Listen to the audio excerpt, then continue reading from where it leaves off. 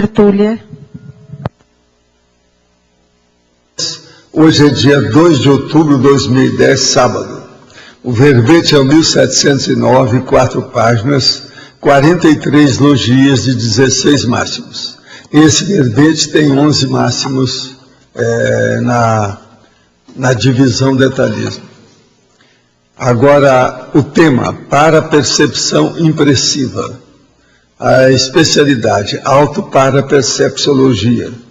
Definição. A parapercepção impressiva é a identificação objetiva da presença de determinada consciência junto, contígua, no holopensene intrafísico, no estado da vigília física ordinária, por parte da consciência lúcida com autoparaperceptibilidade, de maneira confiável, indubitável. A atenção à modificação inusitada nos rumos da autopensenidade, resultando de influência externa. A parapercepção das alterações holopensênicas promovidas pela consciência recém-chegada.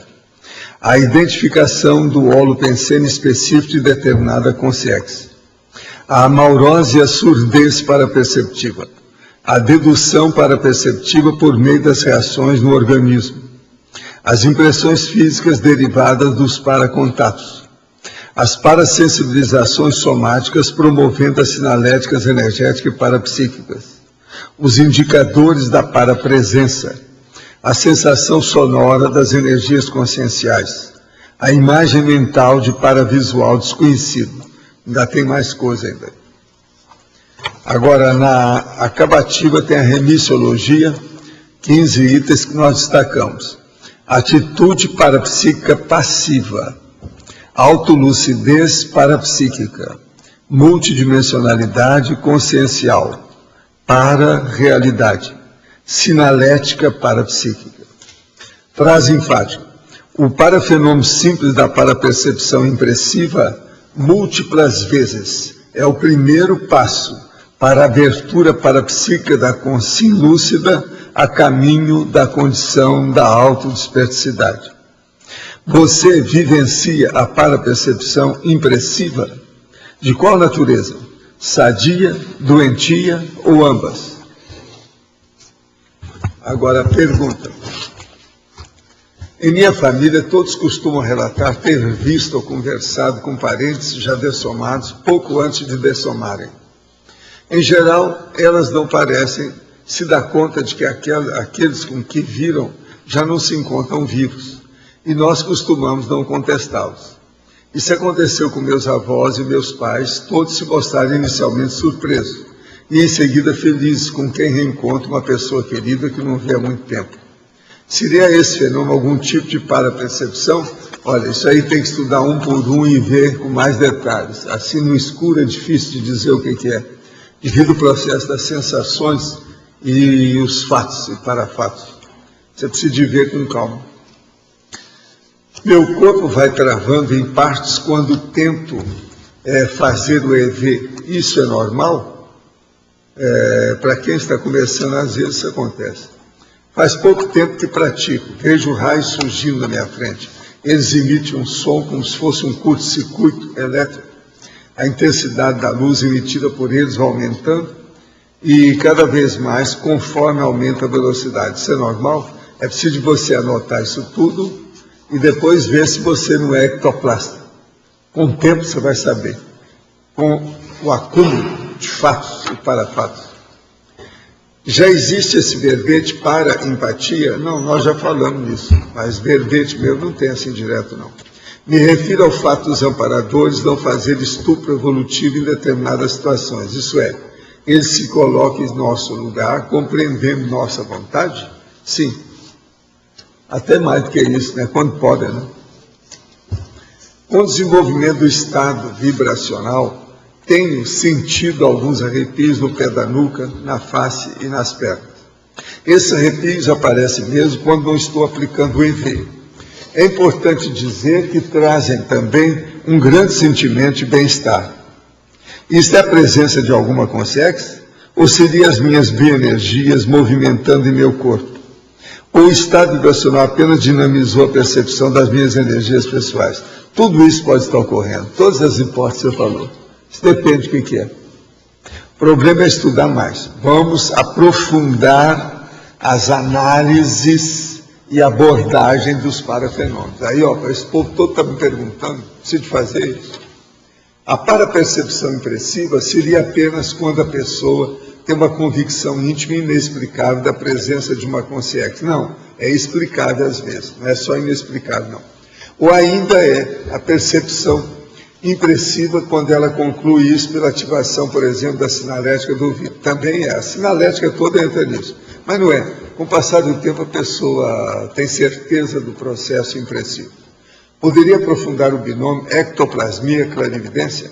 O problema é o seguinte, com a pessoa ectoplasta e com a ectoplasmia, às vezes a clarividência se torna praticamente consistente, como se a pessoa tivesse materializada na frente da gente. Às vezes isso é impressionante. Por exemplo, eu tive depois da tertúlia aqui, agora essa semana, eu deitei um pouco para ter a minha siesta, que quando eu posso eu faço, e eu acordei, isso foi pouco antes das 3 horas. Agora, 3h12 eu acordei. Acordei, estava na minha frente assim, 3 concierges. Um homem, uma mulher e um rapaz, sentados. Agora, o melhor da história. É muito estranho isso devido ao processo da ectoplasmia.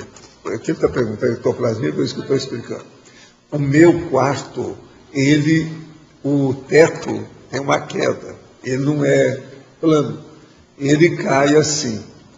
E quando ele cai, tem um pedaço justamente que passa perto da beira da cama, que eu deito do lado esquerdo, com a graça, eu deito do lado esquerdo.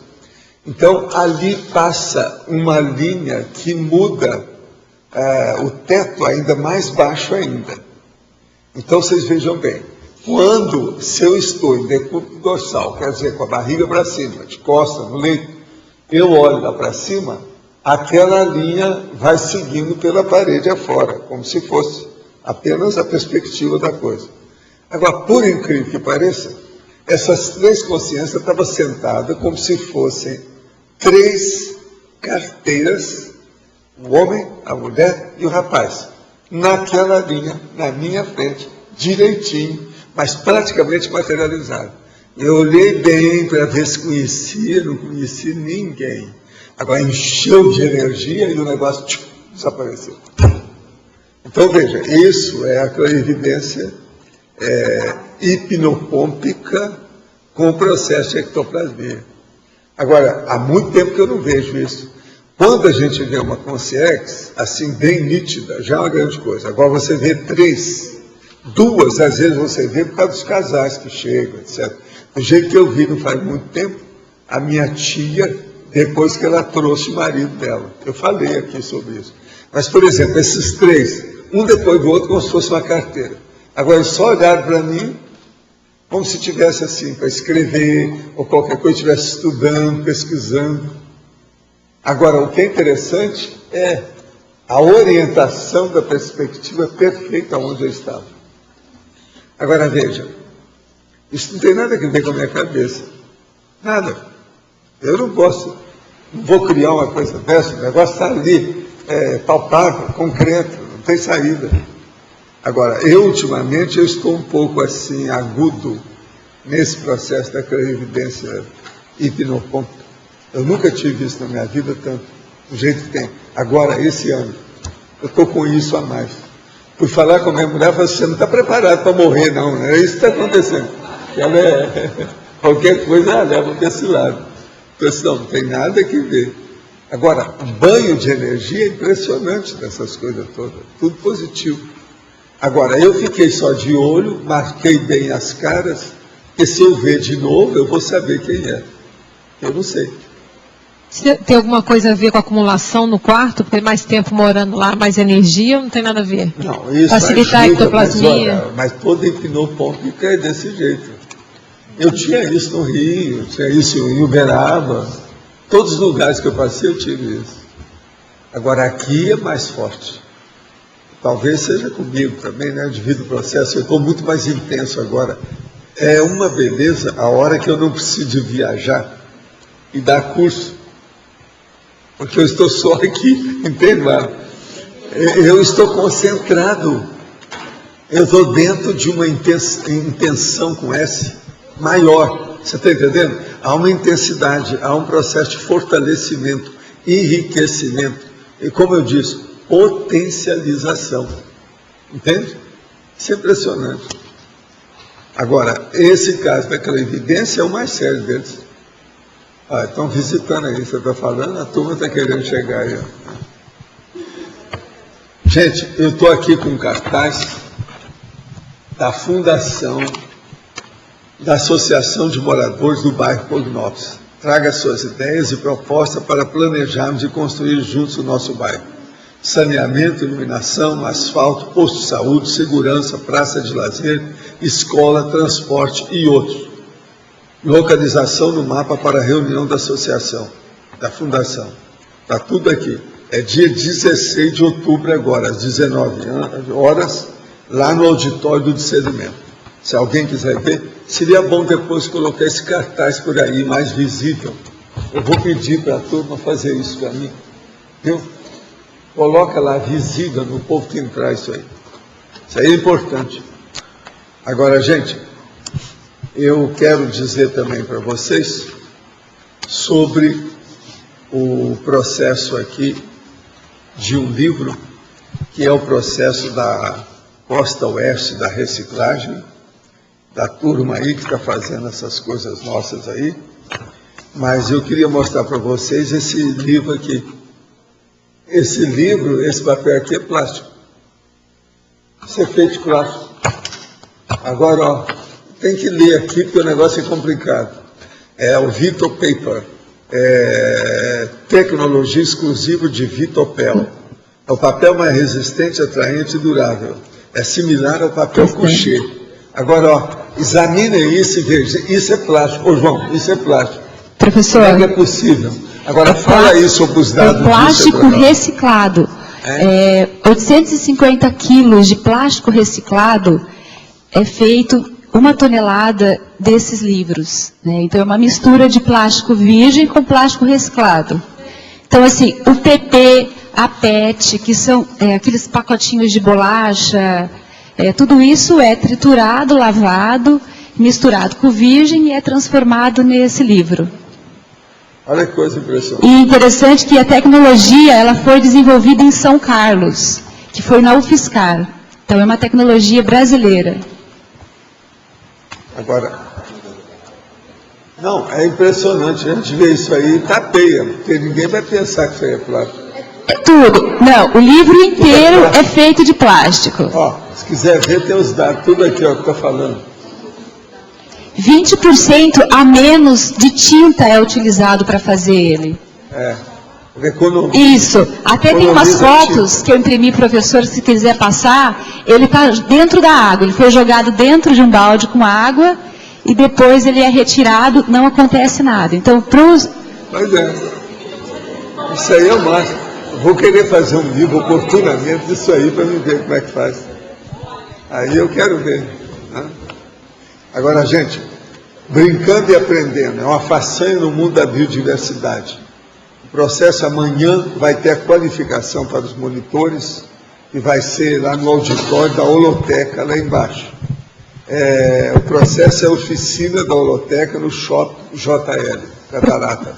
Professor Valdo, aqui, Nara, queria só chamar um pouquinho a atenção disso. A Ana Maria, ela não está aqui, ela viajou a São Paulo e pediu para a gente deixar o recado de que a gente ainda está precisando de pessoas para trabalharem lá na monitoria.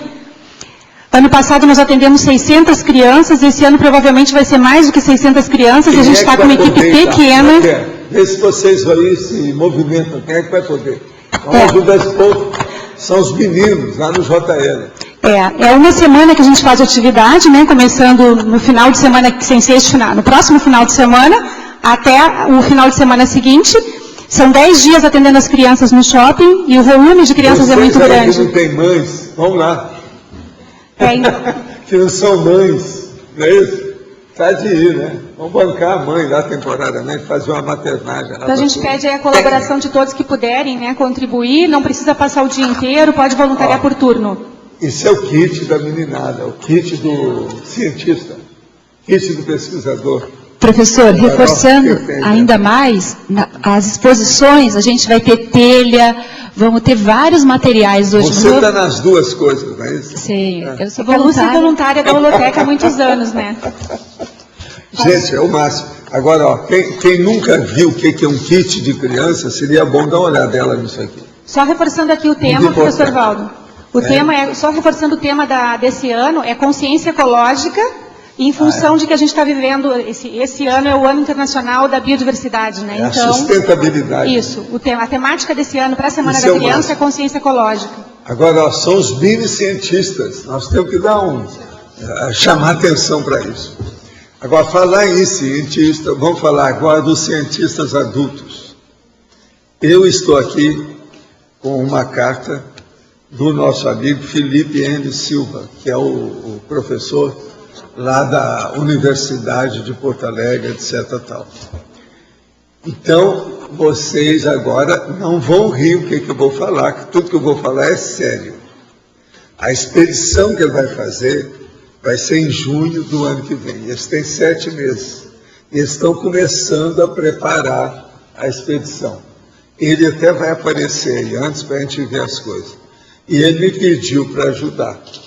Então nós vamos ajudar. A primeira coisa que eu cedi para ele foi a minha mulher. A minha mulher vai na expedição. Entende? Eu estou dando uma de índio que cede a mulher. Só que eu estou cedendo para fazer pesquisa. Então agora vamos entender. Ela é muito boa para isso. Ela mesma se predispôs a ir. Ele queria que eu aqui dividia. Eu falei assim, ó, eu estou numa idade que não se faz mais expedição. Tem uma porção de coisa, na minha idade não se faz mais isso, todo mundo sabe como é que é. Então, o que se passa? Ela não, ela tem 40 anos mais nova do que eu, está cheia de vida, e outra coisa, mate mesmo. Ela é capaz de fazer qualquer coisa, tem macrosoma, uma energia danada. É preciso ter cuidado na hora que ela pega assim, ó, que quebra tudo de força. Ela é terrível. E outra coisa, ela vai ser ótima porque ela desenha muito bem, é capaz de desenhar uma folha, um bicho, uma coisa, uma árvore, o espécime que aparecer na hora. Eu expliquei isso para ele, ele ficou entusiasmadíssimo, está feliz. Ele falou que vai aparecer aí. Agora nós vamos ter que arranjar ajuda para cobrir os gastos da expedição. Eu estava falando com ele também, ele começou agora a estudar e vai fazer o orçamento disso. Vai ter que ter uma voadeira para percorrer os 2 rios, que o macaco que eles estão pesquisando é o mico marcai, que nunca mais foi visto desde 1914, quando Rondon e o Roosevelt, o presidente Roosevelt, estiveram lá. Eles viram esse macaco e depois desapareceu. Esse local, ninguém foi lá. Ele está tendo muita dificuldade de achar quem vai lá, os mateiros, porque não tem ninguém que conhece a área direito. Tudo está muito ainda obscuro. Mas o negócio é só em junho. Então eles vão preparar, tem que ser em junho, porque nessa época tem menos chuva. E o lugar é melhor. Você sabe, lá faz um calor danado, mas tem também os igarapés, a pessoa pode nadar, aquele negócio todo, né? Quando precisa. Agora, aqui, ó, está o mico que eles vão olhar. Mas o mico é o fator essencial, é a meta da expedição científica. Mas não é tudo. Eles vão ver tudo do ponto de vista de, vamos dizer, antropologia, botânica, parte mineral, as coisas todas. A voadeira, que é a lancha, cabe 6 pessoas, mas precisa de ter também os equipamentos. E os equipamentos têm que aumentar muita coisa, porque eu estava falando com ele, eles não têm, por exemplo, nem câmara fotográfica à prova d'água, nem câmara também de filme à prova d'água. Nós temos que arranjar isso em São Paulo, tem que dar um jeito. Então, a Graça vai levar isso tudo com ela também. Ela já sabe mexer com algumas coisas dessas. Como ela já viajou muito comigo, já viu essas coisas, tudo quanto é lado, museu, etc. tal, para ela é fácil isso aí. Agora, como ela tem muita facilidade de escrever, ela pode fazer até livro depois disso. É um negócio todo. Vai valer a pena. Agora, Tudo está ainda no plano, na situação, para fazer o levantamento dos dados. E ele vai fazer o orçamento. Agora, o caso todo é o seguinte: o que é isso? Uma expedição foi feita entre os rios Roosevelt e Aripuanã. É isso que ele quer fazer. Agora, lá tem um primata conhecido como Mico Marcai, que só apareceu nessa época e o povo não sabe mais se ele existe e não tem dados reais sobre esse macaco. A expedição de Marechal Rondon foi em 1914, junto com o Roosevelt, lá dos Estados Unidos. Agora, ele vai ver ainda o processo, vai ter que ter um mateiro, um barqueiro, um botânico, um mastrozoólogo e outras coisas a mais, com equipamento de campo. Agora, o financiamento, ele também vai ver. A Primate Conservation falou que financia até $5 mil. Isso não adianta nada, tem que arranjar muito mais do que precisa lá. Agora, a época é junho de 2011, por causa da diminuição das chuvas na região. Agora, aqui ó, tem um mapa do local e tem uma foto também que mostra, na época de 1914, que tiraram a expedição científica Rondon-Roosevelt. E tem um negócio. Agora, a Graça vai se integrar-se à expedição. Agora, tem que ver os materiais coletados, espécimes, primatas e mamíferos, os igarapés, rios e afluentes, as revisões geográficas da situação, pesquisa de campo e uma região totalmente ou pouco conhecida. Tem aqui os dados que eles fazem, também com outro mapa do assunto e dados que estão aqui. De modo, se vocês aí tiver alguém que tenha ideia ou qualquer coisa, ou que queira ajudar, qualquer coisa nesse sentido, eu vou falar com amigos meus para ver se nós juntamos aí para ajudar e financiar também o processo dessa expedição. Valdo, tem duas empresas que têm interesse em fazer esse marketing, ter essa imagem, a Natura e o Boticário. São duas instituições que têm uma área reservada para esse tipo de investimento. Eles consideram investimento. Para entrar em contato com eles. Essas Agora, duas eu pedi têm. também para o Roberto Almeida para falar com o irmão dele, porque o irmão dele já passou 4 meses na Amazônia. Ele pode dar também umas dicas do processo para melhorar a infraestrutura da logística, principalmente da pesquisa de campo, né? Então, hoje eu já falei com ele, com o Felipe, e ele vai estudar mais as coisas e vai aparecer aqui. Nós vamos entrar em mais contato com isso para ver como é que fica. Agora, a Graça também já começou a se preparar, está arrumando lá o material, ver como é que fica, o que dá, como é que... Não, e ela, você sabe, com o jeitão dela, ela vai longe. É terrível o jeitão dela. Toda a interatividade ela vai pôr nisso, já viu, né? Que a Amazonas segure, para a gente ver o que vai dar. Agora, depois eu vou falar com a Dulce, para ela falar com o Jânio, porque eu não sei qual vai ser a base de onde eles vão sair. Eu não sei se é Manaus, mas lá se for, por exemplo, se eu tiver que ir para Manaus, tem os processos lá, a turma do Instituto pode ajudar o povo, se precisar de alguma coisa, fazer uma base, sei lá, né? O que vai ter? Então, isso tudo é preciso a gente examinar e ver como é que fica. É uma logística, tem que ver, depois ver a estratégia da situação, como é que alcança lá o processo. Agora, o negócio é bem difícil. O ambiente no meio dos dois rios. É o Aripuanã e o outro, o Roosevelt. Professor Valdo. Porque ninguém foi lá, ninguém mais viu esse macaco. Até agora, ele não achou ninguém que conheça a área, ninguém nunca foi. Entende? Então, o negócio é o seguinte, vamos encontrar algum extraterrestre lá, alguma coisa, a gente vai ver. Professor Valdo, Sim. Aqui no ar, a Cristiane Torlone, lá da Globo, ela faz parte de um grupo que também trabalha em melhorias para questões da Amazônia. Então, poderia ser também um caminho. Monte de gente. Vamos ver quem é que pode ajudar aí. Eu, pelo menos, estou falando aqui online, vamos ver o que é que vai dar, né?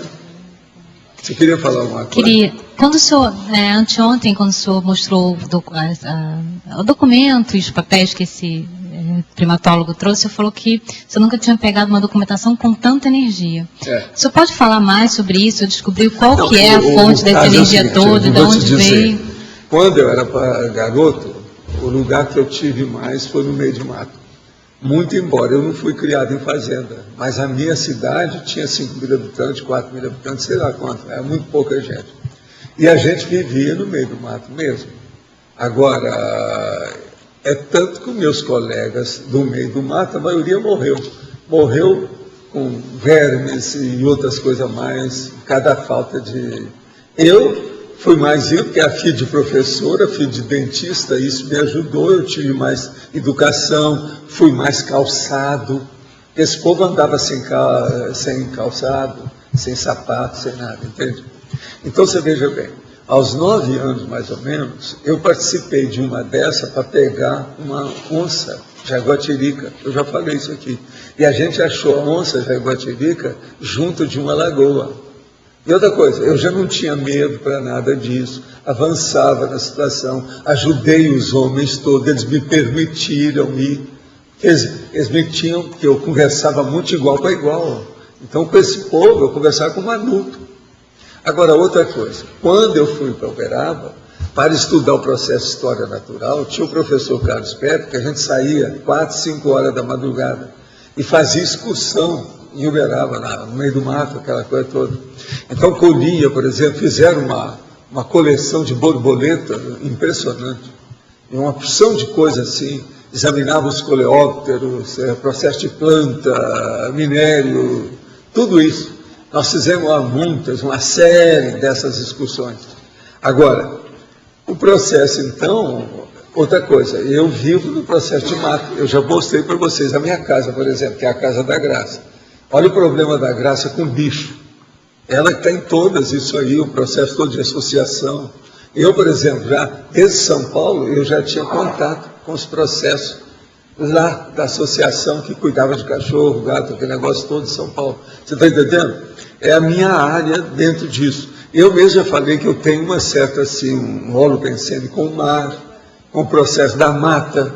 Entende? Eu às vezes vejo essa mata e me dá uma vontade danada de entrar lá. Ainda agora fizeram uma entrada lá, e você vê que tem uma clareira lá no meio. Eu passo lá de carro, dá uma vontade de parar lá com o negócio para entrar. Eu tenho isso comigo. Agora, o que se passa? Eu sinto a energia do processo da natureza. Agora, o maior feito nessa área que eu particularmente tenho foi o caso do xamã que eu encontrei, o tal que eu via, fazia assim, ó, julgava energia, aquilo é estado vibracional, julgava energia assim com a ectoplasmia dele e a cobra parava no ar.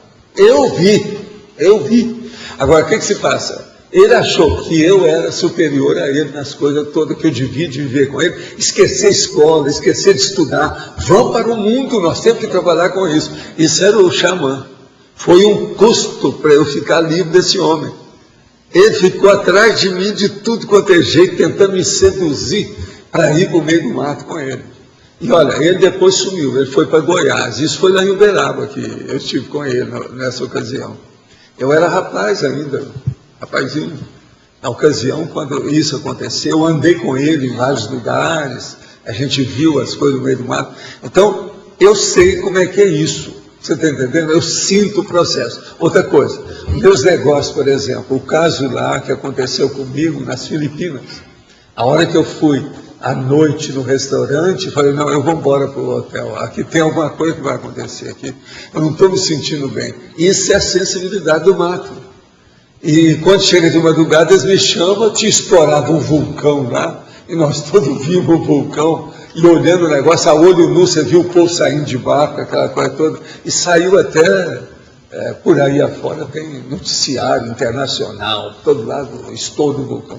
Mas tem um aspecto assim mais relevante que o senhor identificou nesse material que o senhor recebeu desses primatas, dessa pesquisa? Eu queria ver quem é que estava atrás, não tinha, é só o material. É só o material. O material estava energizado, que veio de Kyoto. O negócio todo, aquele monte de material, tá agora, foi tudo lá para a biblioteca. Agora, eu pedi, Nara, vamos fazer uma exposição disso. Uma exposição bacana, porque ali tem muito material de diversas partes do mundo inteiro. Agora, o que eu vejo é isso. Eu tenho rapport com essas coisas. Você está entendendo? Eu sou um bicho, eu sou um animal, eu sei.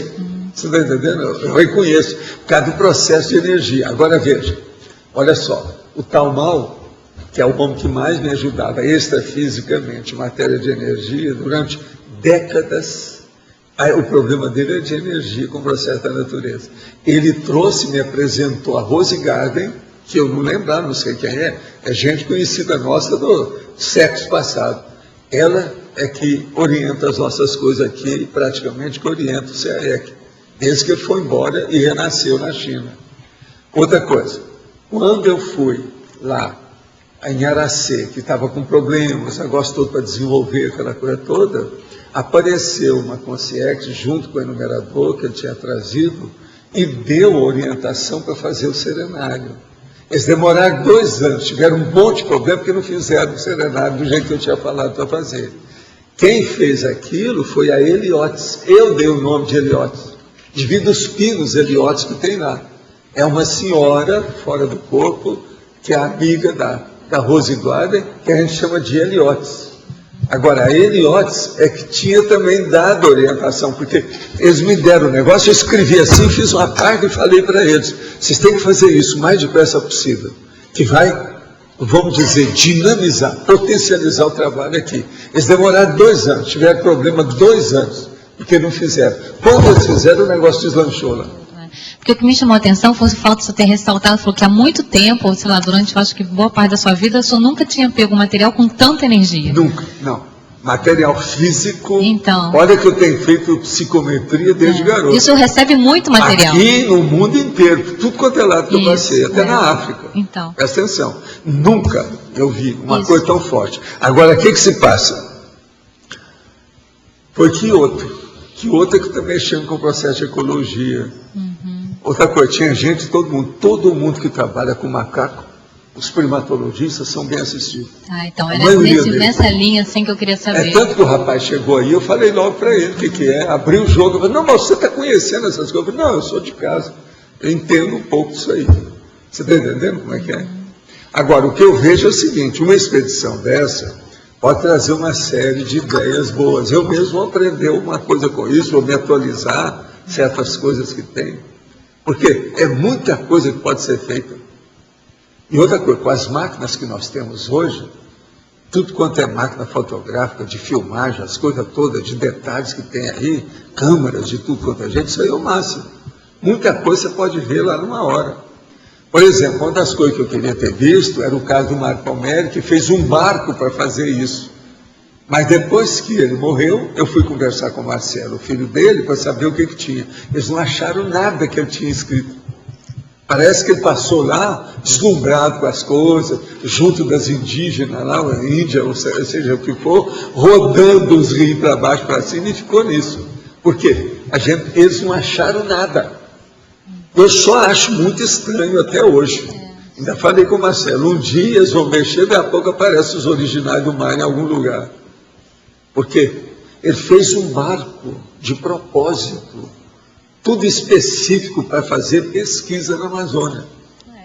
Entendendo? Passou lá uma boa temporada. E depois, ele vem com material, ninguém nunca achou nada do que ele fez. É estranho, né? Esse é o Mário. Então, meu amigo, né? Então essa energia toda que você percebeu tem relação com a assistência que o projeto está recebendo, né? Nesse sentido. Isso tudo tem muita assistência. É aquilo que no Oriente se chama dos devas. Você sabe, a gente mexe com bicho aqui de tudo quanto é jeito. Aí mesmo tem um canil.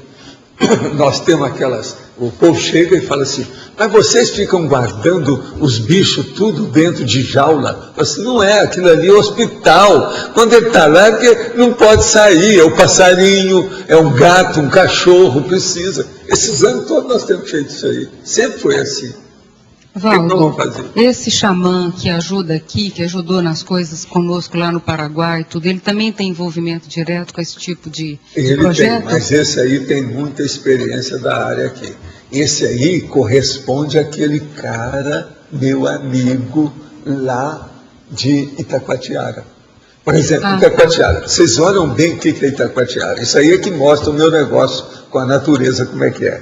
Eu vou demoro uma temporada, alguns meses, até descobrir qual era o local que eu ia comprar em Itacoatiara. Então eu vi ao todo, naquela ocasião, 19 imóveis. E resolvi comprar um. Paguei à vista, aquele negócio tudo na hora. Agora, isso depois de alguns meses examinando. Entende? Agora, o que é que eu comprei? Comprei uma casa, você chegou a estar lá. Agora, o que se passa? Era uma casa junto da prainha, a praia menor, junto ao mar, e o negócio que sobe dentro de uma área não edificante, de muitos metros, muito comprida, e um negócio grandão.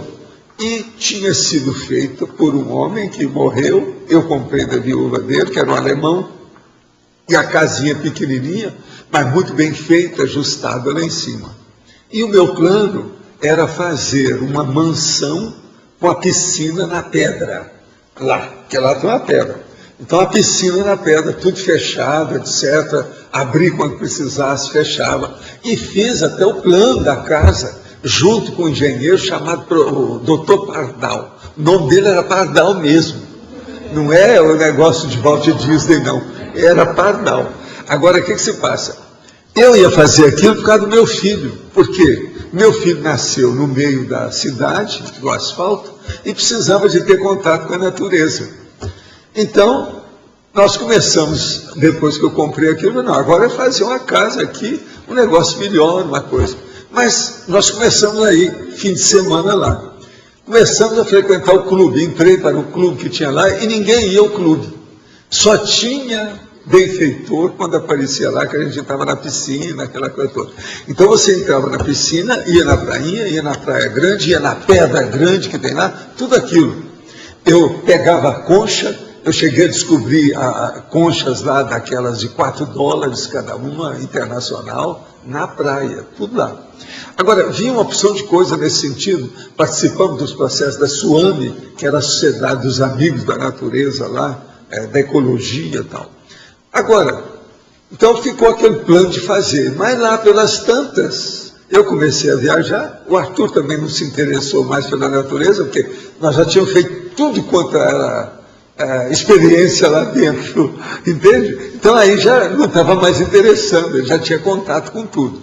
Para vocês terem uma ideia, eu, um dia trabalhando lá com as coisas, peguei um herpes zoster no traseiro, nas coxas, numa das minhas coxas, porque eu sentei na pedra, e o negócio me deu herpes zoster. Aquilo dói que é uma loucura, principalmente no traseiro. Foi lá em Itacoatiara. Está do processo nosso, da gente trabalhar com a natureza. Outra coisa, foi lá que eu subi e vi mais de 200 tiu, esse tenhu, aquele lagartão de rabo comprido, lá em cima, no Morro das Andorinhas, que é o morro onde a gente está entendendo? O que sobe. Então, isso tudo foi experiência, mas o melhor foi isso. O primeiro dia que eu vou dormir nessa casa, saio do corpo quando está aquele homem, quase 2 metros de altura na minha frente. Fala assim, olha aqui, professor, eu é que dirijo essa área. Eu vivi aqui e trabalhei aqui. Esse cara ainda está ainda fora do corpo até hoje, de vez em quando ela aparece. Eu estou sentindo ele aqui desde que nós mexemos aquele dia. Eu até pensei que fosse ele, mas ele falou que não tem nada a ver com aquele negócio, não. Agora, o que se passa? Ele tinha vivido na área lá de Itacoatiara, tudo aquilo lá. Então, ele funciona ali, ajudando aquela área toda.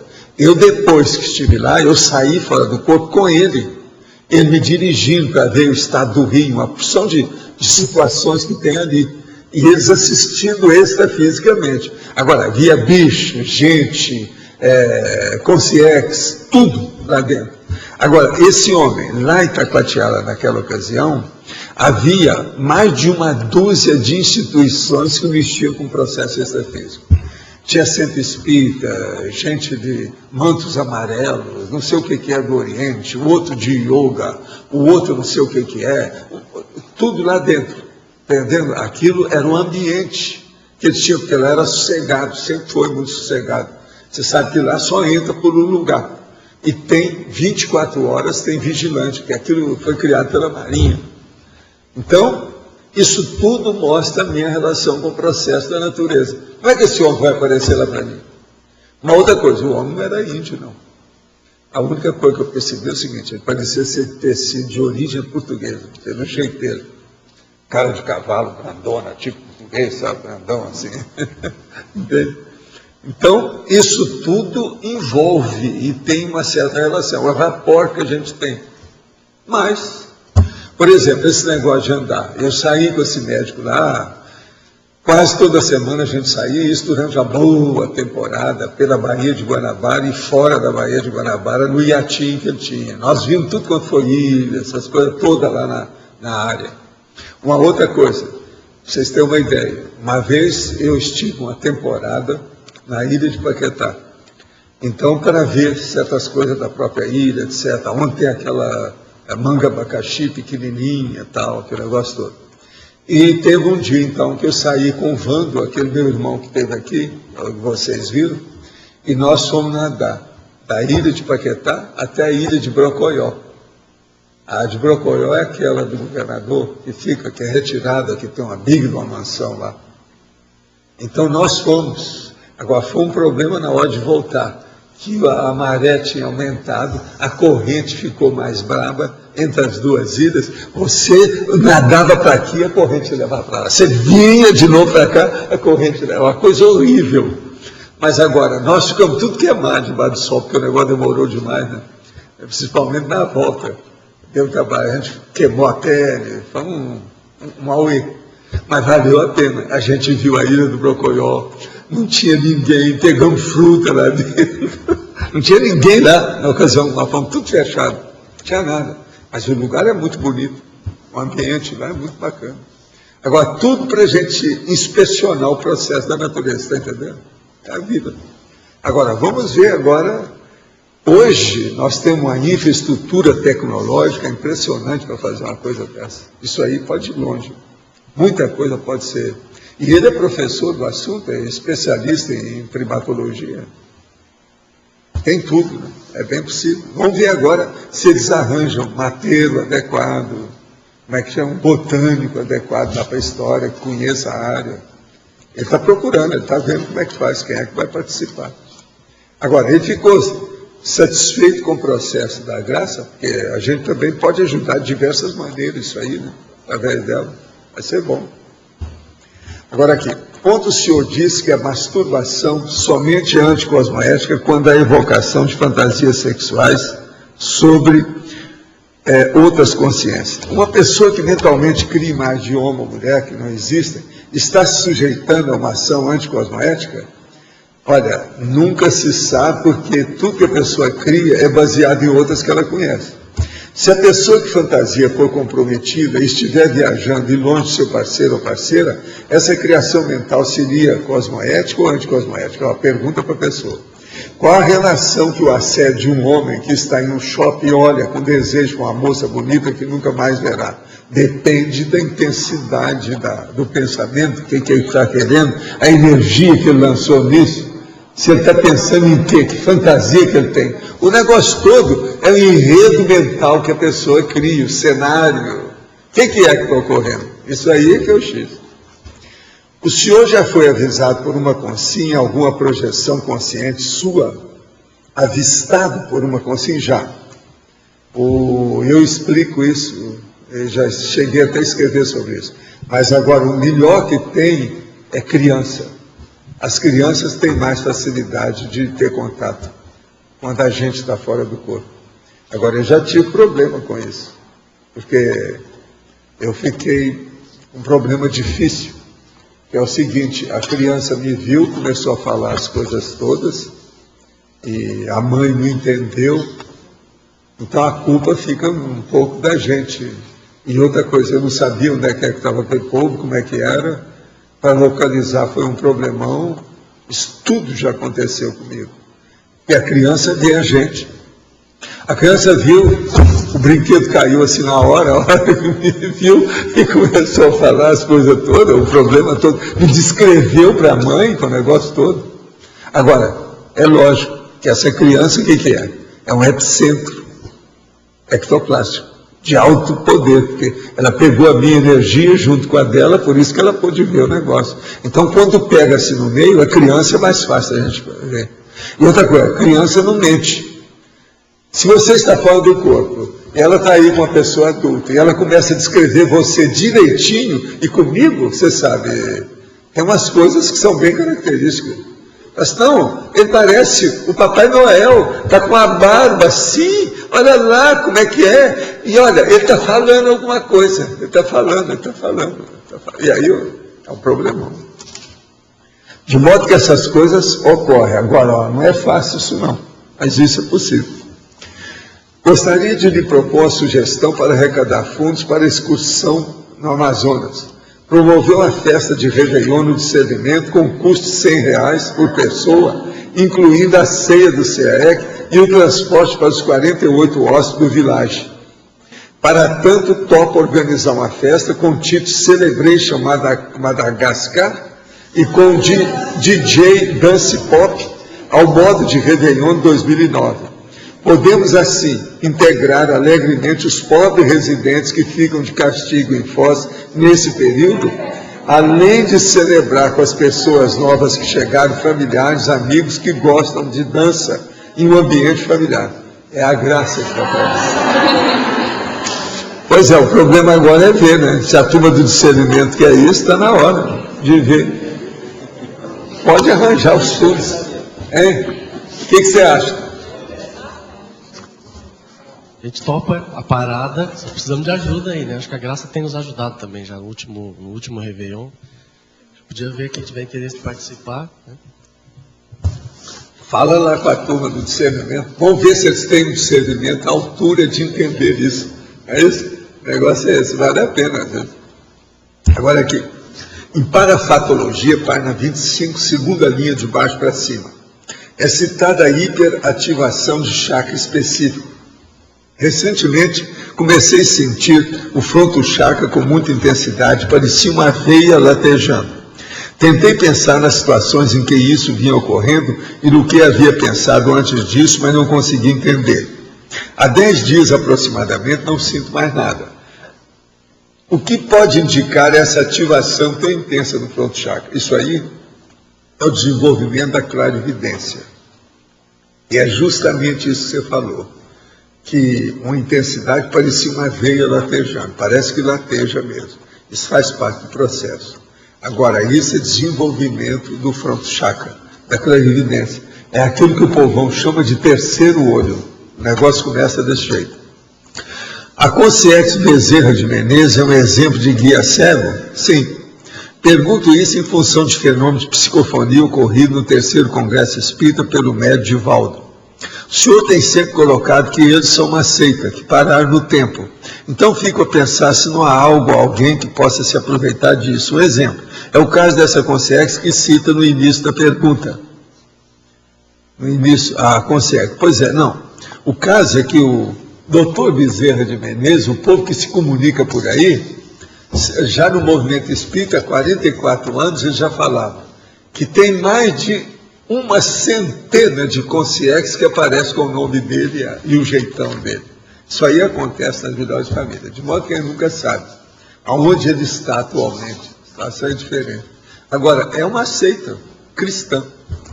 Não deixa de ser cristã, eles mesmos fazem questão de ser, mas é uma seita, não há dúvida que é. E toda seita, como toda religião, tem guia cego, não tem técnico para... Como é que é? Vocês já pensaram que apareceu uma consciência assim, igual esses técnicos que falam aqui para nós, explicam tudo e tal, aparecendo no movimento espírita, vão lá, isso é assediador, hein, cuidado, está contra a federação, está contra as coisas do espiritismo. Mas não tem ambiente, por isso que é guia cego, tem que ser, não tem outro jeito. Como é que fica? Uma vez o tal mal chegou para mim e falou assim, olha, é uma pena, mas eu não posso falar essas coisas aqui, porque senão eu vou te criar problema. Eles vão achar que você está assediado. Isso é o tal mal para mim, na ocasião do movimento espírita. Ele queria falar umas coisas mais avançadas. Eu mesmo falei, era o caso de falar. Eu falei assim, mas não posso. Se falar aqui, como é que vai ser? A mesma coisa aconteceu com o André Luiz. Era o jeito, tudo... Você está entendendo? É uma raia. Ali tem que ir até aquele limite, não pode passar. Tudo já está arrumadinho, é o dogma, não tem saída. Então é um problemão. Por exemplo, o que o Talmal queria falar eram umas bobagens de Allan Kardec. Que eu falava, não tem jeito, como é que ia falar? Tem muita bobagem. Você sabe que os livros de Allan Kardec falam em miasma, né? Eles têm mais de 1,5 século. Miasma.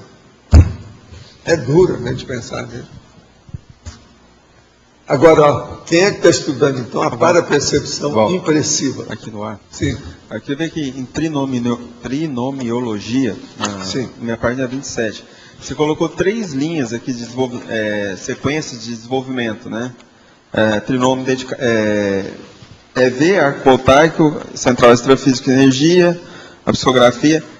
Qual dentro dessas 3 que se enquadra a mega euforização?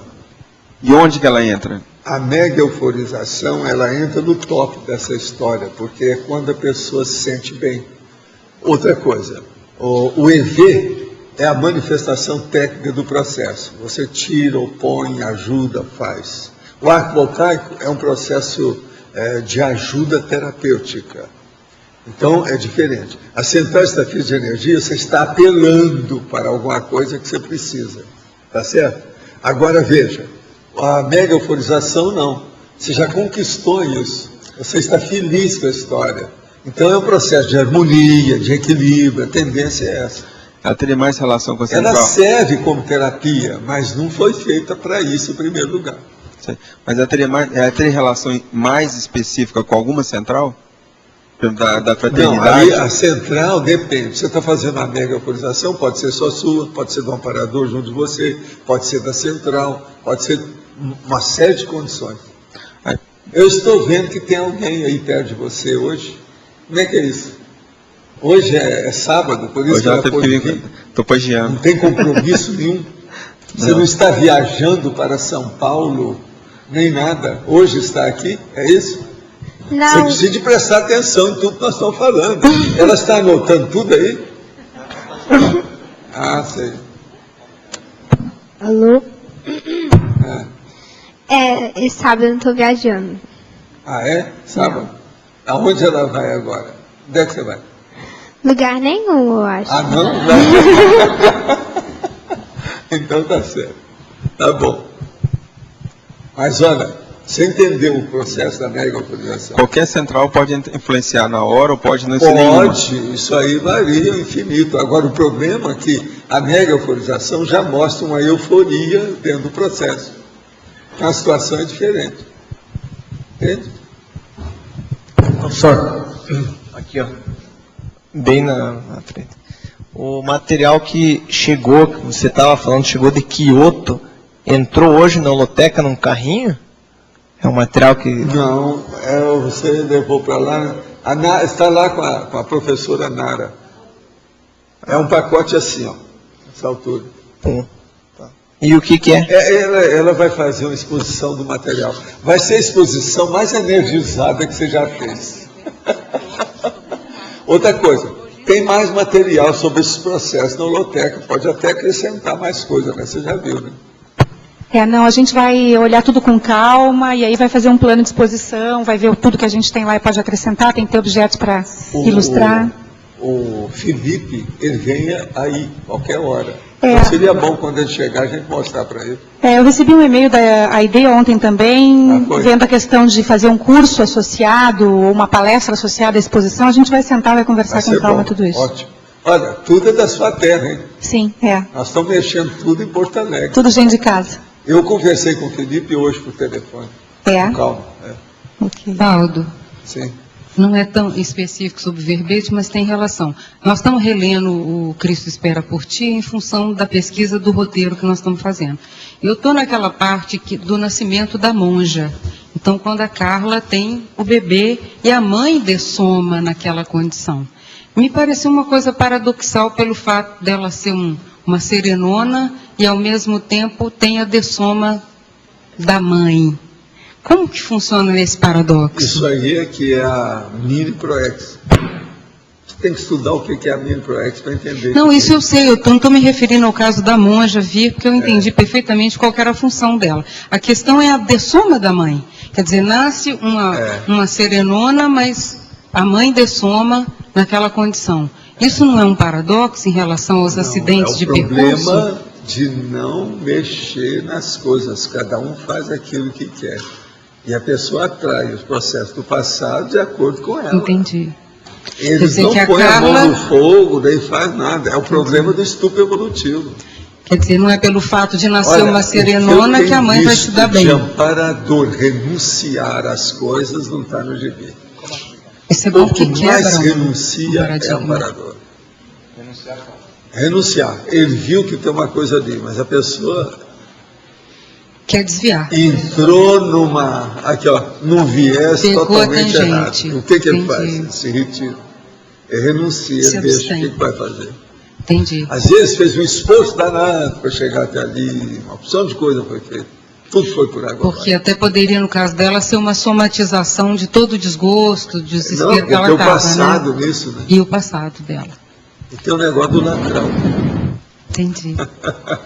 O negócio não é fácil. Entendi. A mãe dessoma no parto e a monja vai dessomar naquele acidente. Agora, o lacral aí, no caso, seria tipo escorpião. É o escorpião. Uhum. Agora, se você pegar o Guia Guinness de 2011, que acabou de ser lançado, que está lá, eu tive compulsando isso junto ali com o Thiago, hoje, tem o maior escorpião do mundo.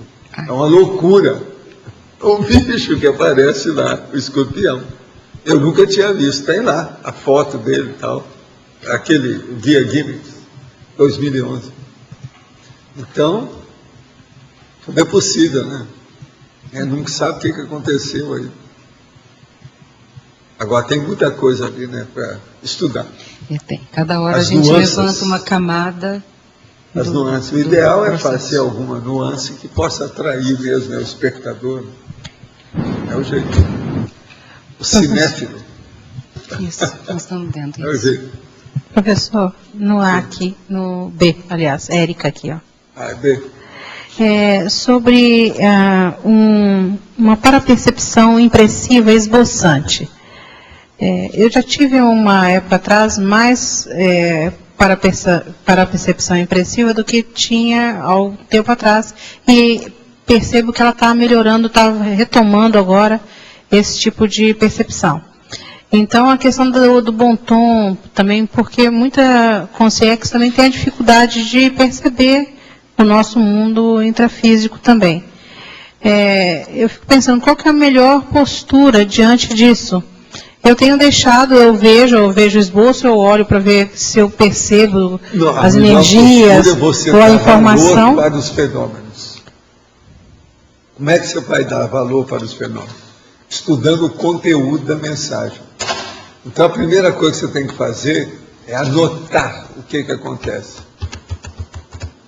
Por exemplo, eu, com toda a minha experiência, esse negócio todo, essa clarividência, por exemplo, que eu fiz, que é totalmente inédita, aí, de ter visto as 3 consciências assim, eu anotei tudo e fiz um desenho, guardei, data, todos os detalhes, o que é que eu estava sentindo, a posição que eu estava, o horário que foi, tudo eu anotei. Eu não sei o que vai acontecer amanhã. E é um negócio, gente, simplesmente impressionante isso. Certo tipo de clarividência é mais bacana do que a minha televisão enorme. Eu tenho uma televisão lá enorme. O que eu vi é muito mais nítido, mais claro que a televisão. Isso é impressionante, esse tipo de clarividência. E outra coisa, a hipnopômpica, você ainda está um pouco descoincidido. Então a energia funciona mais, a coisa fica muito mais nítida. Consegue plasmar o processo melhor para a gente ver. Então a parapercepção é maior. Anota tudo, todos esses detalhes. Eu tenho muitas coisas anotadas através dos anos sobre isso. Agora, muita coisa eu aprendi fazendo essa conotação. Por isso que eu sempre recomendo a todo mundo. Registra. Vai acumulando, até depois você vê. Quando você vai dar um balanço, começa a aparecer as orientações. Esse é um caminho, é o jeito. Agora, conteúdo do fenômeno, da mensagem. Olha qual é a mensagem que foi dada. Não existe fenômeno à toa. Principalmente se tem amparador. Agora, como é que você vai saber se tem amparador? Se você receber algum banho de energia, confie no estudo. Você não pode ter qualquer fenômeno desse e depois ter uma ressaca energética. Aí é assédio. Não adianta fenômeno de assediador, não resolve. Você não evolui assim. Entende? Até que para quem é grosso, casca grossa, às vezes é um bom tapa na cara, mas isso a gente não recomenda, né? Não é ideal. O negócio é ter com o amparador.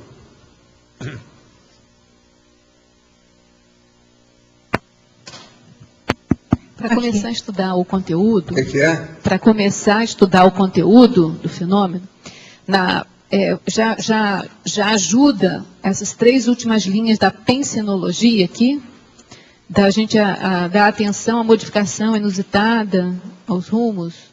Então, essas 3 últimas linhas da pensenologia. Isso já começa a ajudar a estudar o conteúdo do fenômeno ou é outra coisa? Mas agora o processo do conteúdo é o seguinte, você tem que examinar naquele contexto por que está acontecendo aquilo com você. Então é outro veio, né? Não, tem que examinar tudo. Eu, por exemplo, estou tendo essa série de clarividência hipnopômpica. Eu estou examinando. Até agora eu ainda não vi o real motivo, a razão do processo, o fator desencadeante, não. Mas uma coisa só eu já desconfiei. É um monte de gente desses que estão fazendo o curso intermissivo que estão querendo aparecer para mim. Eles querem fazer aquilo que o Zéfiro fazia. Entendeu? Estão querendo ver que comigo eles estão achando que é mais fácil. Por causa do ambiente aqui, minha condição hoje, do jeito que eu estou, eu sou mais assim, full time na história. Então para eles fica mais fácil. Então, nesse caso... Todos esses até agora que eu vi, tirando os parentes meus que têm aparecido, a maioria está fazendo curso intermissivo. Então, nesse caso aí, o conteúdo do fenômeno, é isso? O conteúdo é ver a mensagem que eles estão dando. Qual o motivo? Fenômeno acontece à toa. Se aconteceu, tem razão. Outra coisa, fenômeno autêntico, de alto nível, para fenômeno, para fato, é coisa rara. Isso não é todo dia. A humanidade tem 6,5 milhões aí de pessoas. Quem é que está vendo isso real? Porque um fenômeno desse, ele é assim, ele liquida com o assunto. Ele é fato incontestável. A pessoa tem que mudar a vida dela. Ela não consegue ser diferente. Então, a maioria de tudo que acontece por aí, tudo é onirismo, não tem nada de fenômeno. Então, o percentual de fenômeno autêntico é muito pequeno em relação com a humanidade inteira e os fatos todos que são narrados. Por isso que a pessoa tem que escrever, ver com calma, ver as coisas todas para não ter dúvida. Vocês olham bem como é que são meus fenômenos, se eles são autênticos ou não. Olha as consequências físicas, extrafísicas, o que acontece depois. Tudo tem efeito. Tem a ressonância, é a consequência, o efeito. Entende? A derivação daquele fenômeno, o filhote que ele criou. O que é que deu? Há sempre uma ressonância. Então isso é muito sério. Por exemplo, esses 3 aí que apareceram, eu vi que eles estão lá mostrando que são do curso intermissivo. Senta o homem, a mulher e o rapaz. Tudo ali numa ordem certa. É como se estivesse aqui, ó. Como se eu estivesse vendo aqui, ó, vocês 3 aqui. Mas muito bem arrumado. E outra coisa, separado um do outro. Certinho. E eles muito bem vestidos, arrumados, tudo isso. Você está entendendo? Estudando, como se tivesse aquilo, parecia uma carteira.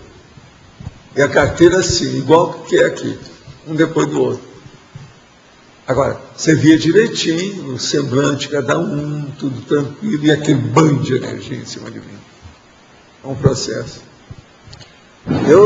Quando acontece um negócio desse, eu exteriorizo a energia depois para agradecer toda a intenção, o trabalho que foi feito, tudo isso. Você sabe, o meu negócio todo, do jeito que eu lavo a mão, do jeito que eu bebo água, eu também exteriorizo energia. Você está entendendo? Isso é a minha vida o tempo todo. Lavar a mão é a desassimilação simpática. Agora, beber água é assimilação simpática. Então, do jeito que eu lavo a mão, do jeito que eu bebo água, eu exteriorizo energia de tudo quanto é jeito. É a vida. Outra coisa, essa temporada toda eu tenho exteriorizado muita energia para o Brasil, para ver o que vai acontecer aí com essa eleição amanhã, etc. É a vida, faz parte do serviço. A gente não pode falar nisso hoje, só depois da manhã agora. Você, quando criança, Valdo, como é que é? Você, quando criança, já tinha bem essa questão da parapercepção impressiva marcante. Tinha. Né? Eu já pescava tudo. E não era amigo oculto, nada disso, não. Uhum. Aquele negócio de menino que fala que tem uma amiga invisível, oculta, não tem nada disso. A ponto de você supor, na época, a sua hipótese era que todo mundo também percebia. Pois é. Né? Eu pensava que todo mundo era assim. E outra coisa, quando me falaram que não era, eu não admiti. Só com o tempo que eu vi que não era mesmo, pô, tinha razão. Uhum. E de cara eu não admitia, porque para mim era tão natural. E a incorporação dos processos energéticos, igual você respira e aí você sabe, bom, assim como lavo a mão e estou desassimilando e respiro ou bebo água, estou assimilando, então vou fazer todo esse processo. Antes você tinha que fazer mecânico, igual, por exemplo, a gente que não veio com essa percepção, tem que fazer mecânico até tornar isso uma segunda natureza, né? Eu comecei com essas coisas do processo de esterilizar energia desde a minha infância. Eu ainda estava em Monte Carmelo, antes de sair de lá, eu já fazia essas coisas. Agora, por exemplo, por que é que eu comecei a dar valor por questão de mato? Por causa disso. A hora que eu ia começar a mexer na energia no meio do mato é muito mais fácil. Uhum. Você está entendendo? Tem muita energia. Então, é um processo de contato. Outra coisa, quando eu conheci o Rio, a primeira vez, o Rio de Janeiro, para ver o mar, eu então fui ver, falei, não, agora vamos ver aqui. Na década de 50? Isso é, entende? A primeira vez que eu vi, eu fui, bola, isso aqui é o máximo. Esse povo está bobeando, devia tirar partido disso. Vem aqui para ficar pelado, só em cima da areia. Isso não resolve. Veja bem essa energia que tem aqui. Tudo isso eu estudei. Eu estava contando um dia desses, vocês começaram a rir. Mas olha, eu às vezes saía de Copacabana e atravessava pelo mar a nado para ir para Ipanema. Você está entendendo? Depois eu vi até quando construíram uma parte lá, daquela Ilha do Diabo que tem ali, que no meio tem uma Ilha do Diabo. Entendeu? Tem lá um processo lá daquele negócio. Tudo aquilo lá eu vi quando eles construíram. Eu nadava ali. Você pegava alguma corrente para assim? ver como é que era, por causa do processo de mar. E ali é perigoso, conforme a época, a estação do ano é perigoso. Porque o embate. O processo de mar ali é bravo. Sabe? A arrebentação é muito brava. Não é fácil, não. Agora, você veja, foi nessa ocasião que houve o negócio do bichinho lá, que veio a bicha, que eu gostava de ficar boiando depois da arrebentação. E veio, quando eu vi, estava aquele bicho na minha barriga, né? Riscou a minha barriga, eu falei assim, não posso ficar aqui, deixa eu ir embora. Mas enorme. Acho que a pessoa que era um cadáver, ou qualquer coisa, sei lá o que é. Era o quê? Uma gaivota ou o quê? Gaivota. Gaivota da boa. Aquelas barulhentas, aquele negócio. Aqui, agora, em cima de mim, assim, eu acho que eu estou fazendo alguma coisa errada. Nunca mais eu quis fazer nada depois da arrebentação. Porque eu gostava muito de boiar. Você está entendendo? É bom mesmo. E deixar o mar fazer de você o que você quiser. Você está entendendo como é que é? É o máximo isso aí. Você sabe que é um dos processos maiores para você fazer o relax. Eu aperfeiçoei muito o meu relaxamento através disso. No mar, o mar fazer o que quiser com você não é fácil. Agora, não é todo mundo que consegue fazer isso. Você sabe por quê, né? Por causa do corpo. Se há uma obesidade, certas coisas, o jeito da pessoa, como é que ela fica, tem dificuldade de boiar, para ficar certo assim. Eu conseguia boiar perfeitamente, sem problema nenhum. Esticando bem e tal, tudo certo. O que você queria? Valdo, no item tecnologia, você pode falar um pouco mais sobre a paratécnica do cultivo das para-amizades, por favor? A paratécnica do cultivo das para-amizades. O que é que eu faço? Por exemplo, chegou uma consciência na minha frente, eu dou valor para ela, seja ela quem for. Com isso, então, com o passar do tempo, o povo te dá valor. Extrafisicamente, eles vão te dar valor, porque sabe que você está levando aquilo em consideração. Eu não fico doido, eu não reclamo, eu não xingo a pessoa, não penso mal da consciência, nada disso. Isso ajuda, isso é a para-amizade. Você tem que cultivar isso aí. Isso acontece com todo e qualquer consciência. Seja quem for. É assim também que muitos daqueles que eram assediadores, hoje são amparadores comigo. Tem gente que era inimigo figadal, quer dizer, queria comer o meu fígado. Entendeu? Hoje não tem mais nada disso. Mudou tudo. Entende? Agora, tudo é assim, paulatinamente, né? Você tem que receber umas pauladas para aprender, aquele negócio todo. Entende? E acabou o inimigo figadal. Não tem mais. O nome é figadal, né? Na minha ignorância, eu achava que a para-amizade iniciava com a TENEPS. Não, a TENEPS é a parte técnica diária para o resto da vida, isso é outra coisa. Mas você tem que começar vendo tudo. O fenômeno está aí, independente de TENEPS. Outra coisa, vai chegar um ponto que você vai fazer a TENEPS o dia inteiro. Como é que fica? Então, analogamente, eu posso pensar que no intrafísico, eu dar valor a todas as consins é a melhor forma de cultivar amizades. E a gente nunca deve desprezar ninguém. É aquilo que eu falo, aquela piada que eu falo. Não despreze aquele homem cheio de farrapo e sujo e até fedorento que apareceu aí na porta. Ele pode ser o J. Cristo. Isso é para falar para os fanáticos aí, a gente fala isso. Isso é coisa antiga. Gostaria de saber se podemos dizer que o parapsiquismo impressivo, dentro de um crescendo parapsíquico, é mais primário e impreciso, ou não? Ele seria apenas um tipo de categoria parapsíquica que possui sua validade? Não, ele é um tipo de categoria parapsíquica que possui sua validade. Mas veja, o que interessa é quem está percebendo, o perceptivo. Aquela consim que está percebendo a situação. Por ele é que a gente vai ver o que é o processo do fenômeno. Então, veja, o fenômeno impressivo, ele pode ser sempre, o tempo todo, positivo, de evolução, ajudando, fazendo assistência. Depende da pessoa que está percebendo o que ela faz com isso. Do ponto de vista histórico e evolutivo, ele é mais relacionado aos xamãs do passado ou teria outros grupos que possuem? Não. Ele é relacionado com todo mundo, porque isso aqui é um dos fenômenos mais superficiais de parapercepção que existe. Quer dizer, para fenômeno, para fato, é essa mediunidade impressiva, ou parapercepção impressiva. Ele é dos mais superficiais, mais primários, mais básicos de tudo. Tudo começa por aí. Em maio de 2010, entreguei meu carro para meu ex-novo vender e quitar. Na semana passada, descobri que o carro foi entregue a um atravessador que indevidamente repassou o carro adiante. Em consequência, hoje estou ciente que o carro está na posse de uma senhora disposta a arcar com as parcelas restantes.